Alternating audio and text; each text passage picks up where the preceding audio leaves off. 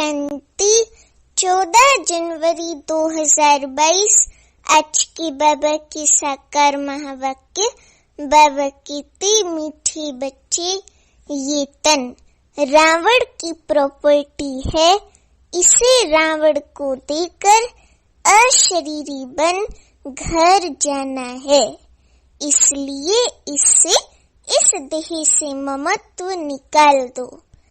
प्रश्न है, सारी सृष्टि को शांति और सुख का दान देने की विधि क्या है?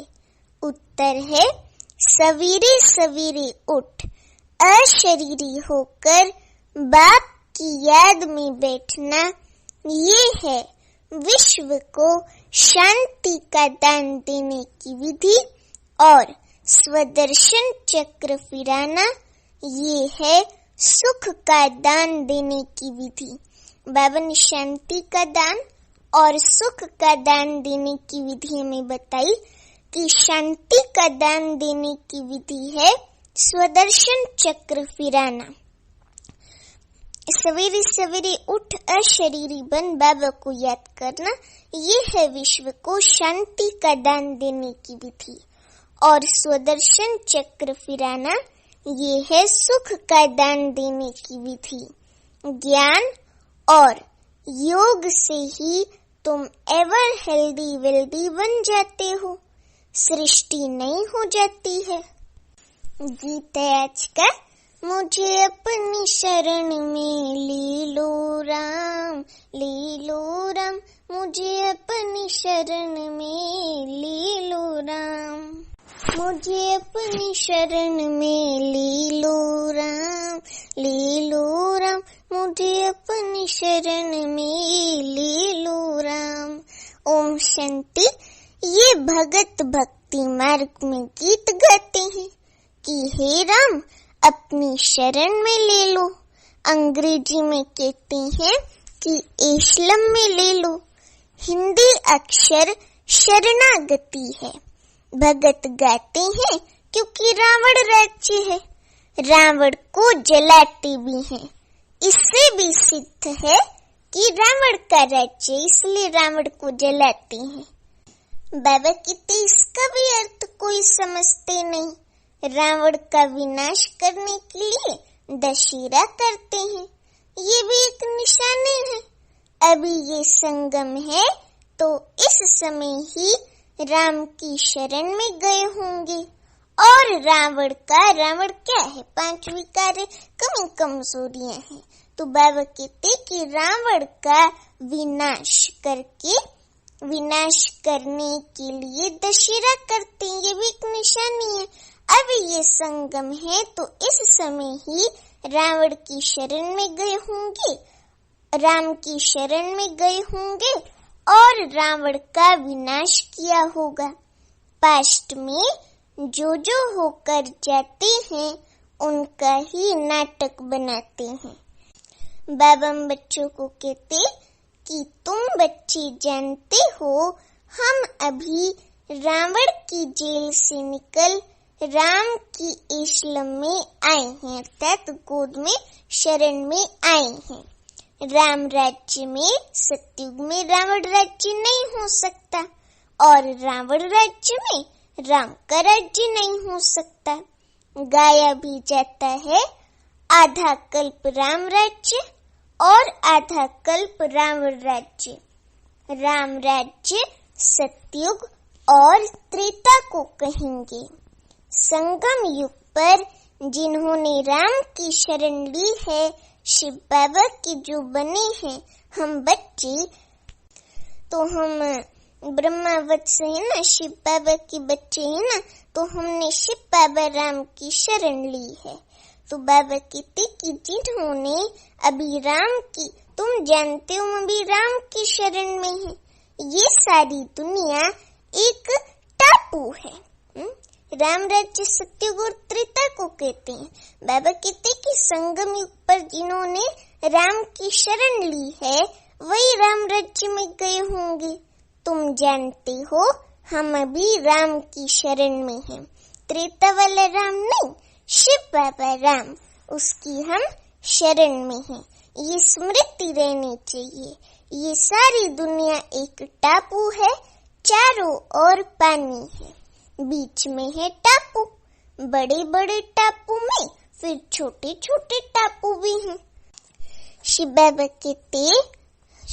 कहते हैं अब तुम बच्चों की बुद्धि में है तो रावण राज्य सारी दुनिया पर है। कब से शुरू होता है? समझाया जाता है आधा आधा है। राम राज्य में सुख, ब्रह्मा का दिन, रावण राज्य में दुख अर्थात ब्रह्मा की रात। बाबा कहते आधा कल्प सोजरा तो आधा कल्प अंधियारा। सत्युग त्रेता में भक्ति का नाम निशान नहीं है। फिर आधा कल्प भक्ति मार्ग चलता है।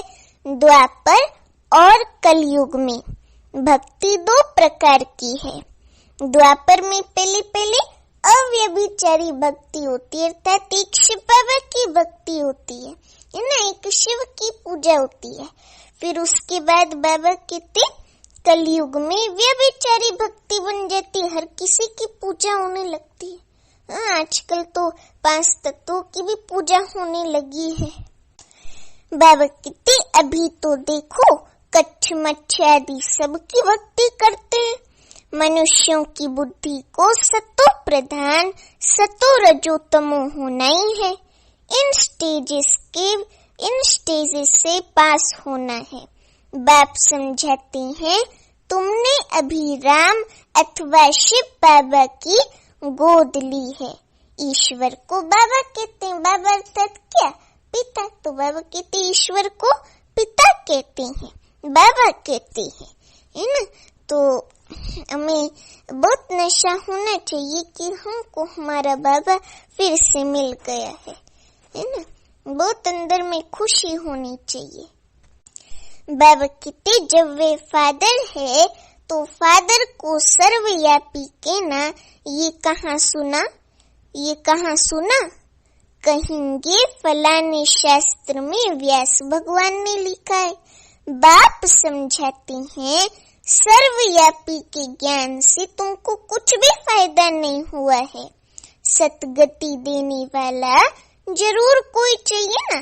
बिना किसी के सारे सदगति नहीं हो सकती। तो बाबा ही एक है जो हमारी सदगति करता है, बाकी देहधारी कोई सदगति नहीं कर सकता। देहधारी गुरु भी सदगति नहीं कर सकते हैं क्योंकि सबका मालिक एक है, गॉड इज वन।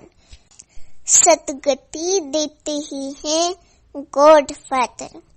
ये तुम्हारा ईश्वरीय जन्म है। तुम अभी संगम पर हो। ये संगम का टाइम दिन में व रात में नहीं गिना जाता है। ये छोटा सा संगम है, जबकि दुनिया बदलनी है। आयरन एज से बदल गोल्डन एज होती है। रावण राज्य से बदल राम राज्य होता है। जिस राम राज्य के लिए तुम पुरुषार्थ कर रहे हो तो ऐसे गीत भी काम आते हैं। ये हुआ जैसे कि श्लोक इनका अर्थ किया जाता है। राम की शरण में जाने से फिर तुमको सुख अर्थात राम राज्य में आएंगे। बाबा कहते कि राम की शरण में जाने से फिर तुमको सुख मिलते अर्थात राम राज्य में आएंगे। एक कहानी भी है, तुम पहले सुख चाहते हो या दुख? बोला सुख, क्योंकि सुख में फिर यमदूत लेने नहीं आएंगे, परंतु अर्थ नहीं समझते। बाप बेट अच्छी रीति समझाते हैं। तुम्हारी बुद्धि में है हमारा देवी देवता कुल बहुत अच्छा है। बाबा कहते कि बाप बेट अच्छी रीति समझाती हैं। तुम्हारी बुद्धि में है हमारा देवी देवता कुल बहुत ऊंचा था। पहले ब्राह्मण कुल होता है, फिर देवता बनते हैं, फिर क्षत्रिय वैश्य शूद्र बनते हैं। तुम जानती हो हमने ही इन वर्णों से पास किया है। अभी आकार ब्राह्मण बने हैं। ये विराट रूप बिल्कुल ही ठीक है। वर्ण सिद्ध हो जाते हैं। 84 जन्म एक ही सतयुग में नहीं लिए जा सकते। ये वर्ण फिरते रहते हैं। ड्रामा का चक्र पूरा हुआ। गोया 84 जन्म पूरे हुए। चक्र तो लगाना ही है ना, जन्म मरण के चक्र में तो आना ही है। तो बाबा कहते चक्र तो लगाना ही है, इसलिए दिखाया जाता है दैवी वर्ण में इतना समय, क्षत्रिय में इतना समय। आगे ये पता थोड़ी था। बाबा कहते कभी शास्त्रों में भी नहीं सुना था कि ऐसे वर्णों में आना है। तुम जानते हो 84 जन्म कौन लेते हैं?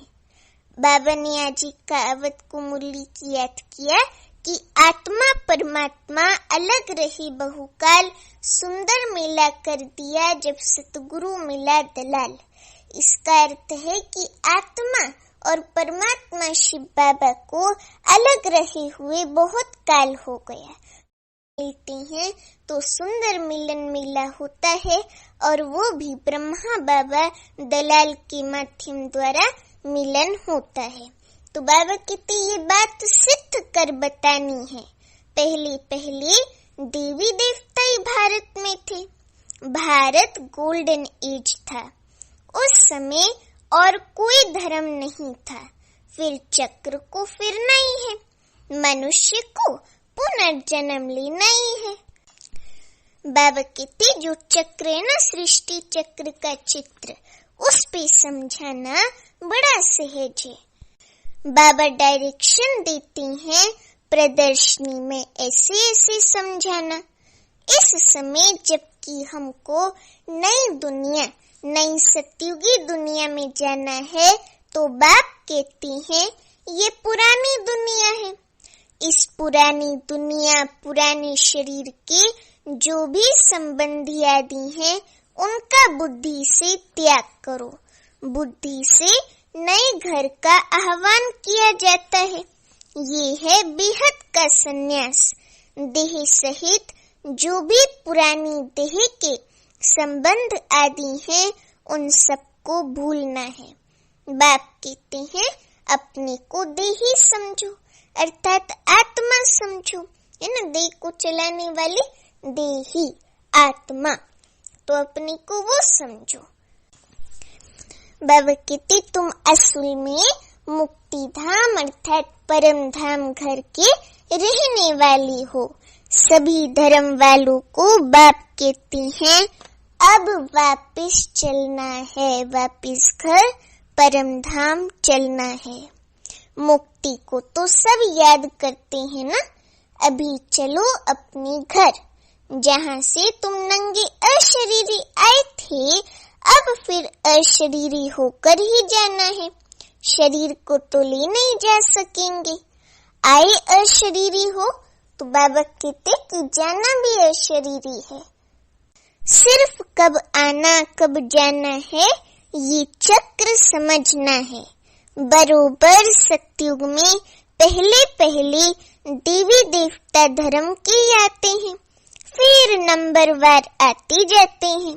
जब मूल वतन से सब आ जाते हैं, तो फिर वापिस जाना शुरू होता है।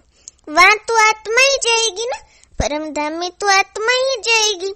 ये तन तो रावण की प्रॉपर्टी है, तो ये रावण को ही देकर जाना है। ये सब कुछ यहाँ ही विनाश होता है। तुम अशरीरी होकर चलो। बाप कहती हैं मैं लेने आया हूँ। बाबा कितना सोच कर समझाते हैं। फिर धारणा भी होनी चाहिए, फिर जाकर औरों को समझाना चाहिए। बाबा कहते कि तुम गारंटी करते हो। बाबा हम सुनकर फिर सुनाएंगे, ऐसे गारंटी करते हैं ना। जिनको ये प्रैक्टिस होगी वे सुना सकेंगे। तुम जानती हो हमको इस दुनिया को पवित्र बनाना है, योग में रहकर शांति और सुख का दान देना है। इसलिए बाबा कहते हैं रात्रि को उठकर योग में बैठो तो सृष्टि को दान दो। सवेरे सवेरे अशरीरी होकर बैठते हो तो तुम भारत को बल्कि सारी सृष्टि को योग से शांति का दान देते हो। और फिर चक्र का ज्ञान सिमरण करने से तुम सुख का दान देते हो। सुख होता है धन से। तो सवेरे उठकर याद में बैठो बाबा बस अब आपके पास आए कि आए, अब हमारे 84 जन्म पूरे हुए हैं। तो सवेरे उठकर बाप को याद कर शांति और सुख का दान देना पड़े। योग और ज्ञान से हेल्थ और वेल्थ मिलेगी। जब हम एवर हेल्दी होते हैं तो सृष्टि नहीं होती है। सत्युग त्रेता में हेल्दी वेल्दी है, कलयुग में अनहेल्दी अनवेल्दी है। अब हम हेल्दी और वेल्दी बनते हैं। फिर आधा कल्प हमारा ही राज्य चलता है। बुद्धि में जब ये ज्ञान हो तब खुशी रह सके। भले ये भी लिख दो कि 2500 वर्ष के लिए एवर हेल्दी वेल्दी बनना हो तो आओ इस ईश्वरीय नेचर क्योर सेंटर में। बाबा ने कहा कि अगर 2500 वर्ष के लिए एवर हेल्दी वेल्दी बनना है तो आओ इस ईश्वरीय नेचर क्योर सेंटर में। ऐसे बाबा कहते कि लिख दो, परंतु ये लिखेंगे भी वह जिसमें ज्ञान होगा। ऐसे थोड़ी सेंटर हम खोलते हैं सर्विस आप आकर करो। जो खोलते हैं उनको खुद सर्विस करनी चाहिए। झगड़ा सारा पवित्रता पर ही चलता है। विष्णा मिलने से अत्याचार होते हैं। अब है संगम, तो बुद्धि में सुख धाम सतयुग और शांति धाम अपने घर परम धाम को ही याद करना चाहिए। दुख धाम है तब तो सुख धाम को याद करते हैं, तब ही गाते हैं कि दुख में सिमरन सब करें, सुख में करे न कोई। ये पतित दुनिया है। ये दुनिया कोई पावन थोड़ी है, ये तो पतित कंगाल भ्रष्टाचारी दुनिया है। लौ कहता है कलयुग के अंत में सबको पतित होना ही है। जब तक संगम आए और राम राज्य की स्थापना हो जाए फिर रावण राज्य का विनाश हो। अब विनाश की तैयारी हो रही है। रावण राज्य खलास नहीं है। बाकी ये गुड़ियों का खेल करते हैं। कितने गुड्डे गुड़ियां बनाते हैं। बाबा कहते हैं देवताओं की मूर्तियों को कि गुड़ियों का खेल करते हैं, कितने गुड्डे गुड़ियां बनाते हैं। इसलिए इनको भक्ति को अंधश्रद्धा कहा जाता है। जितने भारत में चित्र बनते हैं उतने और कहाँ नहीं बनते हैं। भारत में ढेर चित्र हैं। कृष्ण के भी चरित्र के आप चित्र देखोगे ना, अनगिनत चित्र बने हुए हैं अलग अलग प्रकार के। गाया भी जाता है ब्रह्मा का दिन ब्रह्मा की रात। दिन को फिर लंबा क्यों कर दिया है, ये भी समझाने की समझने की बात है। पहले अव्यभिचारी भक्ति फिर व्यभिचारी, पहले 16 कला फिर 14, अंत में कुछ तो कला रह जाती है। परंतु इस समय कलयुग में 9 कला एकदम 0 कला है। इस समय है तमो प्रधान दुनिया। चलो द्वापर युग में भी 8 कला होती है, लेकिन यहाँ कलयुग में तो 0 कला है ना, 9 कला। इस समय है तमो प्रधान दुनिया। तमो कलयुग से शुरू होता है, फिर अंत में कहेंगे तमो प्रधान। अब दुनिया जड़ जड़ीभूत हो गई है। पुरानी चीज को आप ही आग लग जाती है। बाबा कहते जैसे बट का जंगल होता है तो उनको आप ही आग लग जाती है, इनको भी आग लगनी है। थोड़ा भी कुछ आपस में हुआ तो आग सुलग लग जाएगी, आग सुलग जाएगी। घर में कोई छोटी बात पर झगड़ा हो जाता है, आपस में दोस्त होते, थोड़ी सी बात पर ऐसी दुश्मनी हो जाती जो एक दो का गला काटने भी लग पड़ते हैं। क्रोध भी कम नहीं है, एक दो को मारने के लिए देखो कितनी तैयारी कर रहे हैं। ये है ड्रामा। क्रिश्चियन लोग हैं दोनों बड़े, आपस में मिल जाए तो सब कुछ कर सकते हैं। पोप भी क्रिश्चियन का हेड है, उनका मान बहुत रखते हैं, परंतु मानते उनके भी नहीं हैं। यहाँ भी जो बच्चे बाप की नहीं मानते, अर्थात बाबा की बात नहीं मानते, बाबा की श्रीमत पर नहीं चलते, तो वे विनाशी पद पाते हैं। वे अविनाशी पद नहीं पाते, विनाशी पद पाते हैं। श्रीमत पर चलना चाहिए। श्रीमत भगवत गीता है ना, श्रीमत पर चलना चाहिए। विनाशी पद अर्थात जिसमें विनाश हो। द्वापर कलयुग को होता है ना, लड़ाई करके राज्य पाते हैं, तो वैसा विनाशी पद पाएंगे अगर बाबा की श्रीमत पर नहीं चलते, बाप की नहीं मानते, तो अंत में द्वापर कलयुग में थोड़े राजा बन जाएंगे और वो भी विनाशी पद पाएंगे। तो बाबा कहते श्रीमत पर चलना चाहिए। श्रीमत भगवत गीता है ना, और कोई शास्त्र में श्रीमत है नहीं। श्री माना श्रेष्ठ ते श्रेष्ठ, जो कब पुनर्जन्म में नहीं आते। शिव बाबा तो कभी भी पुनर्जन्म में नहीं आते, तो शिव बाबा है श्रेष्ठ। मनुष्य तो पुनर्जन्म में आते हैं। विद्वानों ने तो जन्म मरण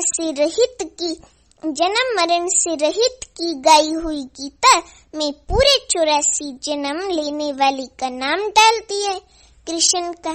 अभी वो भी तो मनुष्य है ना, उसने भी तो तन धारण किया है ना, तो बाबा कहते कि वो गीता का भगवान नहीं हो सकता। वास्तव में परम पिता परमात्मा ही ज्ञान का सागर, पवित्रता का सागर, पतित पावन गाया हुआ है। वही वरदान देते हैं बच्चों को, उनके बदले कृष्ण का नाम डाल दिया है। पहले शिव जयंती, फिर होती है कृष्ण जयंती। बाबा शिव बाबा आते हैं नई दुनिया स्थापन करने, तो पहले बाप का जन्म अर्थात बाबा का अवतरण, फिर बच्चे का जन्म। कृष्ण की जन्म जयंती मनाते हैं। तो कृष्ण का जन्म, बाप के जन्म से कृष्ण बच्चा निकला, वे भी एक तो नहीं होगा। देवी संप्रदाय कहा जाता है ना, तो कितना भूल कर दी है। कोई एक भी इस बात को समझ जाए तो उनके सब जिज्ञासु टूट पड़े। बाबा कहते वास्तव में परम पिता परमात्मा ही ज्ञान का सागर, पवित्रता का सागर, पतित पावन गाया हुआ है। उनके बदले कृष्ण का नाम डाल दिया है। वही वरदान देते ना बच्चों को, उनके बदले कृष्ण का नाम डाल दिया है। पहले शिव जयंती होती है, फिर है कृष्ण जयंती, है ना। शिव बाबा आते हैं नई दुनिया स्थापन करने, तो पहले बाप का जन्म, फिर बच्चे का जन्म। बाबा कितनी देवी संप्रदाय कहा जाता है ना, तो कितनी भूल कर दी है, कितना भूल कर दी है। कोई एक भी इस बात को समझ जाए तो उनकी सब जिज्ञासु टूट पड़े, सबका मुंह पीला हो जाए। कितनी बड़ी भूल है। तभी बाप को आना पड़ता है, किसको समझाने देने में भी टाइम चाहिए। बाबा कहते पहले तो ये निश्चय कराओ कि परम पिता परमात्मा से आपका क्या संबंध है, ये उनको पक्का कराओ कि क्या संबंध है एक्चुअल में, तब समझे भगवान बाप है। भगवान को भगवान के पद पर तो रखो। सब एक जैसे कैसे होंगे? कहते हैं सब भगवान की लीला है, एक रूप छोड़ दूसरा लेते हैं, लेकिन परमात्मा कोई पुनर्जन्म थोड़ी लेते हैं। ये बाप दादा दोनों ही कंबाइंड हैं और बच्चों को समझा रहे हैं। बाप दादा का अर्थ किसकी बुद्धि में नहीं है। तमेव मातश्च पिता तमेव, तमेव बंधुश्च सखा तमेव, ऐसे कहते हैं। ओ गॉड फादर भी कहते हैं, तो जरूर मदर भी चाहिए, परंतु किसकी बुद्धि में नहीं आता है। बच्चों को समझाया है तो शरण कब ली जाती है? जब रावण राज्य खत्म होता है तब राम आते हैं। राम शिव बाबा की शरण लेने से ही सदगति मिलती है। कहती हैं राम राज्य हो, उनको सूर्यवंशी बनना है। सूर्यवंशी राज्य का पता ही नहीं दुनिया के मनुष्यों को। कहते हैं राम राज्य नई दुनिया नया भारत हो, सो तो अब बन रहा है। किसको देवता, सो तो अब बन रहे हैं ना नया भारत नई दुनिया। तो बाबा कहते सो तो अब बन रहा है, बनना है जरूर, ड्रामा को चलना है जरूर। ये पढ़ाई है मनुष्य से देवता बनने की। मनुष्य किसको देवता बना ना सके, बाबा आकर मनुष्य को देवता बनाते हैं, क्योंकि बाबा ही स्वर्ग की स्थापना करते। बाबा के अलावा कोई स्थापना कर नहीं सकता। ब्राह्मणों की माला नहीं गाई जाती है, वैजयंती माला विष्णु की है। ये है ईश्वरीय घराना जो अब नया शुरू होता है। आगे था रावण का आसुरी घराना। रावण को असुर कहा जाता है। बाबा कहते ये कंस जरासंधी नाम अभी सिद्ध होते हैं। जन्म जन्मांतर तुमको साकार से वर्षा मिलता है, साकार से वर्षा मिलता है। सतयुग में भी साकार से मिलता है। साकार बाप जो होंगे ना सतयुग में देवता, उनसे राजाई का वर्षा मिलता है। सिर्फ इस समय तुमको निराकार बाप से वर्षा मिलता है, शिव बाबा से। इसी संगम पर बाबा कहते अच्छा मीठे मीठे सीखी लते बच्चों प्रति माता पिता बाप दादा का याद प्यार और गुड मॉर्निंग। रूहानी बाप की रूहानी बच्चों को नमस्ते। अभी हम रूहानी बच्चों की रूहानी माता पिता बाप दादा को याद प्यार गुड मॉर्निंग और नमस्ते। अभी धारणा के लिए मुख्य सार। पहली पॉइंट, देह सहित पुरानी दुनिया के संबंधी आदि सब भूल स्वयं को देही आत्मा समझना है। बुद्धि से नए घर का आह्वान करना है। दूसरी पॉइंट, सवेरे सवेरे उठ सारी दुनिया को शांति और सुख का दान देना है। वरदान है आज का आकारी और निराकारी स्थिति के अभ्यास द्वारा हलचल में भी अचल रहने वाले बाप समान भव।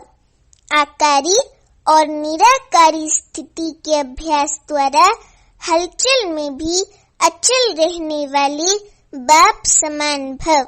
अभी वरदान का स्पष्टीकरण है। जैसे साकार में रहना नेचुरल हो गया है, ऐसे ही मैं आकारी फरिश्ता हूँ और निराकारी श्रेष्ठ आत्मा हूँ। ये दोनों स्मृतियाँ नेचुरल हों, क्योंकि शिव बाप है निराकारी और ब्रह्मा बाप है आकारी। अगर दोनों से प्यार है तो समान बनो। साकार में रहते अभ्यास करो, अभी अभी आकारी और अभी अभी निराकारी। तो ये अभ्यास ही हलचल में अचल बना देगा। अभी स्लोगन है, दिव्य गुणों की प्राप्ति होना ही सबसे श्रेष्ठ प्रभु प्रसाद है। दिव्य गुणों की प्राप्ति होना ही सबसे श्रेष्ठ प्रभु प्रसाद है। अभी लवलीन स्थिति का अनुभव करो। इसकी आज की 14वीं पॉइंट है। बाबा कहते जो प्यारा होता है उसे याद किया नहीं जाता, उसकी याद स्वतः आती है। सिर्फ प्यार दिल का हो, सच्चा और निस्वार्थ हो। जब कहते हो मेरा बाबा प्यारा बाबा, तो प्यारे को कभी भूल नहीं सकते। और निस्वार्थ प्यार सिवाय बाप की शिव बाबा की किसी आत्मा से मिल नहीं सकता, इसलिए कभी मतलब से याद नहीं करो, निस्वार्थ प्यार में लवलीन रहो। अच्छा, ओम शांति।